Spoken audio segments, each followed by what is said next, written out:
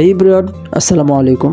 আজকের এই ভিডিওতে দেখাবো কিভাবে আমাদের ফোনে থাকা বাড়তি জিমেলগুলো ডিলিট করতে হয়। এই জন্য আমরা ফার্স্ট অফ অল আমাদের মোবাইলে থাকা জিমেল অ্যাপে চলে যাব। এখান থেকে আমরা বাম কর্নারে একটা 3 লাইন অপশন দেখতে পারবো। এই 3 লাইন অপশন একটা ক্লিক করে দিব।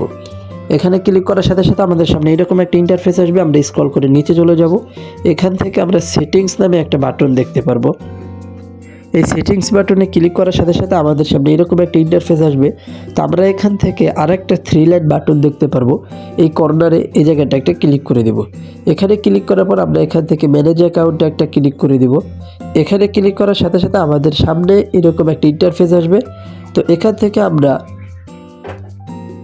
এই জায়গাটা আসার পর আমরা যে জিমেলটা ডিলিট করতে চাবো, তো এখানে আমাদের ফোনে থাকা সকল জিমেল শো করবে।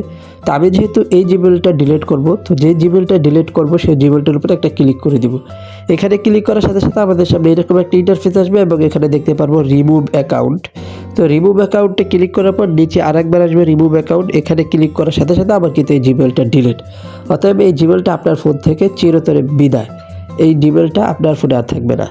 সো ভিডিওটি যদি ভালো লেগে থাকে অবশ্যই লাইক দিয়ে পাশে থাকবেন এবং চ্যানেলটি সাবস্ক্রাইব করে দেবেন। ধন্যবাদ।